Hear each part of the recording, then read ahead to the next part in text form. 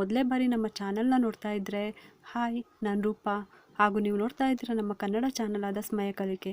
ನೀವಿನ್ನೂ ನಮ್ಮ ಚಾನಲ್ಗೆ ಸಬ್ಸ್ಕ್ರೈಬ್ ಆಗಿಲ್ಲ ಅಂದರೆ ಈ ಕೂಡಲೇ ಸಬ್ಸ್ಕ್ರೈಬ್ ಮಾಡ್ಕೊಳ್ಳಿ. ಹಾಗೆ ಪಕ್ಕದಲ್ಲಿ ಕಾಣುವ ಬೆಲ್ಲೈಕನ್ನು ಪ್ರೆಸ್ ಮಾಡಿ ಆಲ್ ಅಂತ ಟ್ಯಾಪ್ ಮಾಡೋದನ್ನು ಮರಿಬೇಡಿ.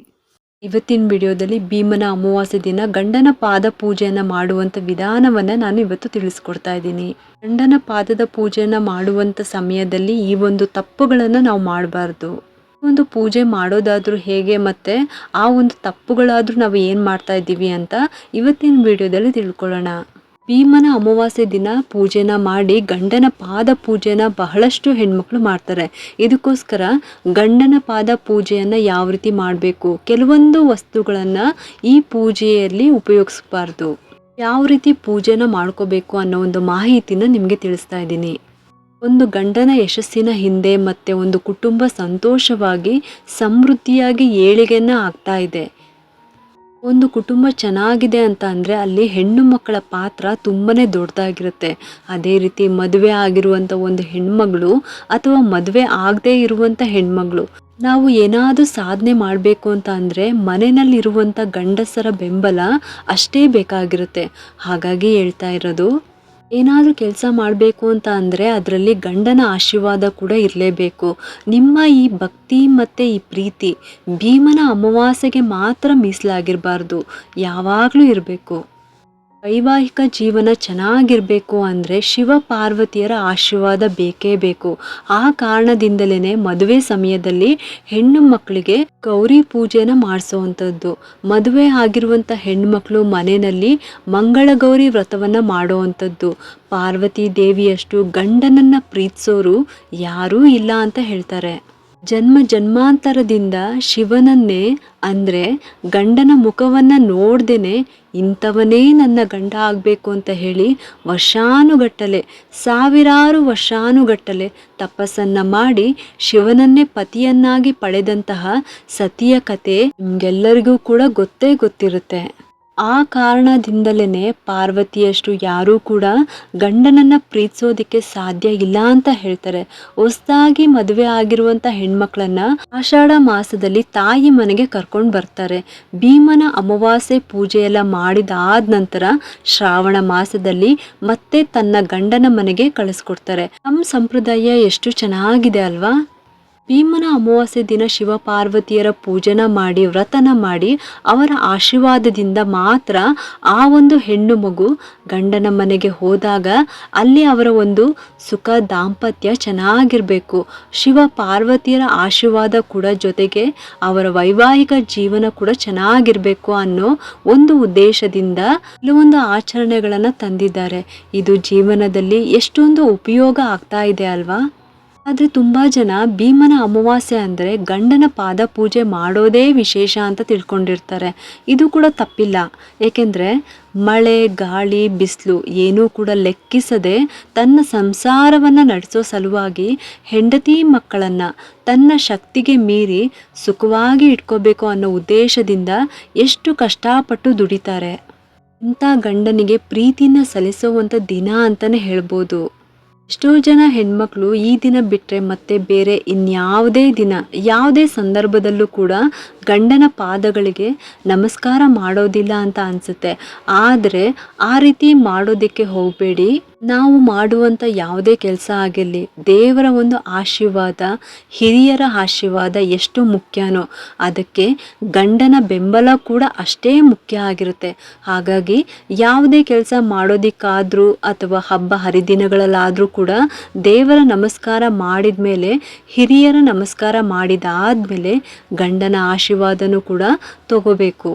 ಇವಾಗ ಪಾದ ಪೂಜೆ ಬಗ್ಗೆ ತಿಳ್ಕೊಳ್ಳೋಣ. ಗಂಡನನ್ನು ಪೂರ್ವಾಭಿಮುಖವಾಗಿ ಕೂರಿಸ್ಬೇಕು. ನೀವು ಉತ್ತರಾಭಿಮುಖವಾಗಿ ಕೂತ್ಕೋಬೇಕು.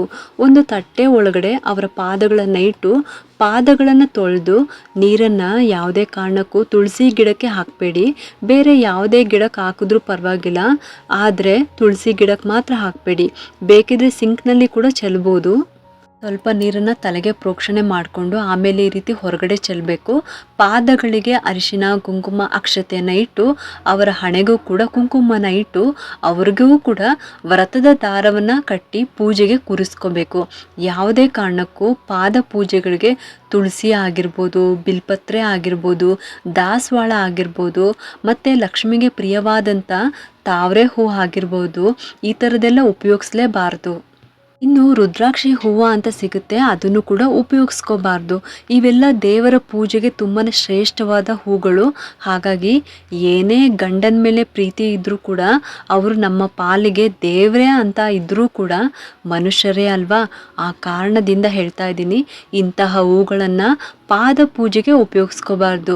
ಇನ್ನು ನಿಮ್ಮ ಗಿಡದಲ್ಲಿ ತುಂಬೆ ಹೂವು ಇದ್ದರೆ ಅದನ್ನು ಕೂಡ ಉಪಯೋಗಿಸ್ಕೋಬೋದು. ಮಲ್ಲಿಗೆ ಹೂವು ಈ ಪೂಜೆಗೆ ತುಂಬಾ ಶ್ರೇಷ್ಠ.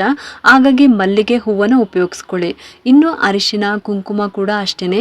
ದೇವರ ಮನೆಯಲ್ಲಿರುವಂಥ ಯಾವುದನ್ನೂ ಕೂಡ ಹೊರಗಡೆ ತಂದು ಪಾದ ಪೂಜೆಗೆ ಉಪಯೋಗಿಸ್ಕೋಬೇಡಿ. ಇದೆಲ್ಲ ಗಮನದಲ್ಲಿಟ್ಕೊಂಡು ನೀವು ಪೂಜೆನ ಮಾಡ್ಕೋಬೇಕಾಗುತ್ತೆ. ಊದ್ಬತ್ತಿ ಬೆಳಗಿ, ಕರ್ಪೂರ ಬೆಳಗಿ, ತುಪ್ಪದ ಆರತಿ ಬೆಳಗಬೇಕು. ಇದೆಲ್ಲ ಕೂಡ ಶಾಸ್ತ್ರದ ಪ್ರಕಾರ ಏನೂ ಇಲ್ಲ. ಆ ದಿನ ಪಾದಗಳನ್ನು ತೊಳೆದು ಅರಿಶಿನ ಕುಂಕುಮ ಹೂವು ಇಟ್ಟು ಅವರ ಕೈಗೆ ವ್ರತದ ದಾರವನ್ನು ಕಟ್ಟಿ ಅವರ ಪಾದಗಳಿಗೆ ನಮಸ್ಕಾರ ಮಾಡ್ಕೋಬೇಕು. ಅವ್ರ ಕೈಗೆ ಅಕ್ಷತೆಯನ್ನು ಕೊಟ್ಟು ನಮ್ಮ ತಲೆ ಮೇಲೆ ಅಕ್ಷತೆಯನ್ನು ಹಾಕಿಸ್ಕೋಬೇಕು. ಇದು ಪಾದ ಪೂಜೆ ಮಾಡುವಂಥ ವಿಧಾನ. ಆದರೆ ಸ್ವಲ್ಪ ಪ್ರೀತಿಯಿಂದ ಇನ್ನೂ ಹೆಚ್ಚಾಗಿಯೇ ಮಾಡ್ತಾ ಇರ್ತೀವಿ ಅಲ್ವಾ. ಪಾದ ಪೂಜೆಗೆ ಬಳಸುವಂಥ ಅರಿಶಿನ ಕುಂಕುಮ ಅಕ್ಷತೆ ಯಾವುದನ್ನು ಕೂಡ ದೇವರ ಮನೆಯಿಂದ ತಗೋಬೇಡಿ. ಅಂದರೆ ನಮ್ಮ ದೇವರ ಪೂಜೆಗೆ ಏನು ಬಳಸಿರ್ತೀವೋ ಅದು ಯಾವುದನ್ನು ಕೂಡ ಮತ್ತೆ ಪಾದ ಪೂಜೆಗೆ ಬಳಸಿ ಮತ್ತೆ ದೇವ್ರ ಮನೆಗೆ ತೊಗೊಂಡೋಗಿ ಇಡಬಾರ್ದು. ಇದು ತುಂಬಾ ದೊಡ್ಡ ತಪ್ಪಾಗುತ್ತೆ. ಇದನ್ನು ಗಮನದಲ್ಲಿ ಇಟ್ಕೊಳ್ಳಿ. ಸಪ್ರೇಟಾಗಿ ನೀವು ಹೊರಗಡೆ ಏನು ಇಟ್ಕೊಂಡಿರ್ತೀರಲ್ಲ ಅದೇ ಅರಿಶಿನ ಕುಂಕುಮನ ಪಾದ ಪೂಜೆಗೆ ಉಪಯೋಗಿಸ್ಕೊಳ್ಳಿ. ಕರ್ಪೂರದ ಆರತಿ ಕೂಡ ಅಷ್ಟೇ. ದೇವರ ಪೂಜೆಗೆ ಏನು ಉಪಯೋಗಿಸಿರ್ತೀರೋ ಅದನ್ನು ತೊಗೊಂಡು ಬಂದು ಪೂಜೆ ಮಾಡೋದಕ್ಕೆ ಹೋಗಬೇಡಿ. ಒಂದು ತಟ್ಟೆನಲ್ಲಿ ಕರ್ಪೂರ ಹಚ್ಕೊಂಡು ಬೇಕಾದರೆ ಪೂಜೆನ ಮಾಡ್ಕೋಬೋದು. ಅಥವಾ ನೀವೇನಾದರೂ ದೇವ್ರ ಮನೆಯಲ್ಲಿ ಉಪಯೋಗಿಸಿರುವಂಥ ಕರ್ಪೂರದ ಆರತಿ ತೊಗೊಂಡು ಬಂದು ಪೂಜೆ ಮಾಡ್ತೀರಾ ಅಂತ ಅಂದರೆ ಅದನ್ನು ತೊಳೆದು ಆ ನಂತರ ದೇವ್ರ ಮನೆಯಲ್ಲಿ ಇಡಬೇಕಾಗುತ್ತೆ. ಇನ್ನು ಊದ್ಬತ್ತಿ ಬೆಳಗ್ತೀರಾ ಅದನ್ನು ತೊಗೊಂಡು ಹೋಗ್ಬಿಟ್ಟು ತುಳಸಿ ಗಿಡಕ್ಕೆ ಹೋಗಿ ಸಿಗಿಸ್ಬೇಡಿ. ಬೇರೆ ಯಾವುದಾದ್ರೂ ಪಾಟ್ನಲ್ಲಿ ಸಿಗಿಸ್ಬೋದು. ಹಾಗೆ ಬತ್ತಿನ ಇಟ್ಬಿಟ್ಟು ಕೆಂಪಾರ್ತಿನ ಮಾಡೋದು ಅದು ಕೂಡ ಏನು ಮಾಡಬಾರ್ದು. ಇದು ಯಾವುದೇ ಶಾಸ್ತ್ರದ ಪ್ರಕಾರದಲ್ಲಿ ಹೇಳಿಲ್ಲ. ಒಂದು ವೇಳೆ ಕೆಂಪು ನೀರಿನ ಆರತಿ ಮಾಡಬೇಕು ಅಂತ ಇದ್ದರೆ ಒಂದು ತಟ್ಟೆಗೆ ಸ್ವಲ್ಪ ನೀರನ್ನು ಹಾಕ್ಕೊಂಡು ಸ್ವಲ್ಪ ಅರಿಶಿನ ಪುಡಿ ಸ್ವಲ್ಪ ಸುಣ್ಣ ಹಾಕಿ ಅದನ್ನು ಕಲಿಸ್ಕೊಂಡು ಹಾಗೆಯೇ ಆರತಿಯನ್ನು ಮಾಡಿ ಹೊರಗಡೆ ಅದನ್ನು ಚೆಲ್ಲಬೇಕು. ಇದು ಒಂದು ದೃಷ್ಟಿ ತೆಗೆಯುವಂಥ ಪ್ರಕ್ರಿಯೆ ಕೂಡ ಆಗಿರುತ್ತೆ. ಆದರೆ ತುಪ್ಪದ ಬತ್ತಿನ ಹಚ್ಕೊಂಡು ದೇವರಿಗೆ ಹೇಗೆ ಆರತಿ ಮಾಡ್ತೀರೋ ಆ ರೀತಿಯೆಲ್ಲ ಮಾಡಬಾರ್ದು. ಗಂಡನ ಪಾದಗಳನ್ನು ತೊಳೆದು ಅರಿಶಿನ ಕುಂಕುಮ ಅಕ್ಷತೆ ಇಟ್ಟು ಒಂದು ಸ್ವಲ್ಪ ಮಲ್ಲಿಗೆ ಹೂವು ಅಥವಾ ತುಂಬೆ ಹೂವನ್ನು ಹಾಕಿ ಅವ್ರ ಕೈಗೆ ವ್ರತದ ದಾರವನ್ನು ಕಟ್ಟಿ ಅವರ ಕೈಗೆ ಅಕ್ಷತೆಯನ್ನು ಕೊಟ್ಟು ಅವರ ಪಾದಗಳಿಗೆ ನಮಸ್ಕಾರ ಮಾಡಿ ಅವ್ರ ಕೈಯಿಂದ ತಲೆ ಮೇಲೆ ಅಕ್ಷತೆಯನ್ನು ಹಾಕಿಸ್ಕೊಳ್ಳಿ. ಹಾಗೆ ಗಂಡನು ಕೂಡ ಹೆಂಡತಿ ಹಣೆಗೆ ಕುಂಕುಮವನ್ನು ಇಟ್ಟು ಹೂ ಮುಡಿಸಿ ಆಶೀರ್ವಾದವನ್ನು ಮಾಡಬೇಕು. ಆನಂತರ ದೇವರಿಗೆ ಇಟ್ಟಿರುವಂಥ ನೈವೇದ್ಯ ಏನಿದೆ ಅದನ್ನು ಅವ್ರಿಗೂ ಕೊಟ್ಟು ಮನೆಯವ್ರಿಗೂ ಕೊಟ್ಟು ನೀವು ಕೂಡ ತಗೊಳ್ಳಿ. ಇದು ಭೀಮನ ಅಮಾವಾಸ್ಯೆ ದಿನ ಮನೆಯಲ್ಲಿ ಜ್ಯೋತಿರ್ಭೀಮೇಶ್ವರ ವ್ರತವನ್ನು ಮಾಡಿ ಗಂಡನ ಪಾದ ಪೂಜೆಯನ್ನು ಮಾಡುವಂಥ ಸರಿಯಾದ ವಿಧಾನ. ಇನ್ನು ಮಿಕ್ಕಿದೆಲ್ಲ ಆಚರಣೆಗಳನ್ನು ಒಬ್ಬನ ನೋಡಿ ಒಬ್ಬರು ಕಲ್ತಿರೋದು, ಇದು ತಪ್ಪೇನಿಲ್ಲ.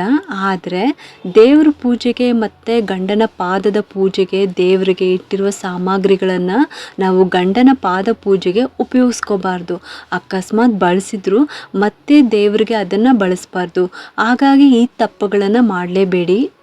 ಈ ರೀತಿಯೆಲ್ಲ ಗಮನಿಸ್ಕೊಂಡು ನಿಮ್ಮ ಗಂಡನ ಪಾದ ಪೂಜೆನ ಮಾಡಿ 7 ಜನ್ಮಕ್ಕೆ ಇವರೇ ನನ್ನ ಪತಿಯಾಗಿ ಸಿಗಲಿ ಅಂತ ಬೇಡ್ಕೊಳ್ಳಿ. ಗಂಡನ ಆಯುಷ್ಯು ಆರೋಗ್ಯ ಹೆಚ್ಚಾಗಬೇಕು, ಅವರ ಪ್ರತಿಯೊಂದು ಕೆಲಸದಲ್ಲೂ ಕೂಡ ಯಶಸ್ಸು ಸಿಗಬೇಕು ಅಂತ ಕೇಳ್ಕೊಳ್ಳಿ. ಇದಿಷ್ಟು ಕೂಡ ಭೀಮನ ಅಮಾವಾಸ್ಯೆ ಅಥವಾ ಜ್ಯೋತಿರ್ಭೀಮೇಶ್ವರ ವ್ರತವನ್ನು ಮಾಡಿದಾದ ನಂತರ ಗಂಡನ ಪಾದ ಪೂಜೆ ಮಾಡುವಂಥ ಸರಿಯಾದ ವಿಧಾನ. ಈ ಒಂದು ತಪ್ಪುಗಳನ್ನು ಮಾಡದೆ ಇದೇ ತಿಂಗಳು 2025ರಲ್ಲಿ ಬರುವಂಥ ಭೀಮನ ಅಮಾವಾಸ್ಯೆ ಅಥವಾ ಜ್ಯೋತಿರ್ಭೀಮೇಶ್ವರ ವ್ರತವನ್ನು ಮಾಡಿ ಆದಮೇಲೆ ಗಂಡನ ಪಾದ ಪೂಜೆಯನ್ನು ಈ ರೀತಿ ಮಾಡ್ಕೊಳ್ಳಿ. ನಿಮಗೆಲ್ಲರಿಗೂ ಈ ಒಂದು ವಿಡಿಯೋ ಇಷ್ಟ ಆಗಿದ್ರೆ ಒಂದು ಲೈಕ್ ಮಾಡಿ, ಶೇರ್ ಮಾಡಿ ಮತ್ತು ಸಬ್ಸ್ಕ್ರೈಬ್ ಮಾಡಲು ಮರಿಬೇಡಿ. ಏಕೆಂದರೆ ನೀವು ಮಾಡೋ ಒಂದು ಸಬ್ಸ್ಕ್ರೈಬಿಂದ ನಮ್ಮಂತಹ ಸಣ್ಣ ಸಣ್ಣ ಚಾನಲ್ಸ್ಗೆ ಒಂದು ಸಪೋರ್ಟ್ ಮಾಡ್ದಂಗೆ ಆಗುತ್ತೆ. ಮತ್ತೆ ಸಿಗ್ತೀನಿ ಮುಂದಿನ ಹೊಸ ವಿಡಿಯೋದೊಂದಿಗೆ ಅಂತ ಹೇಳುತ್ತಾ ಈ ವಿಡಿಯೋನ ಮುಗಿಸ್ತಾ ಇದ್ದೀನಿ. ಸರ್ವೇ ಜನ ಸುಖಿನೋ ಭವಂತು.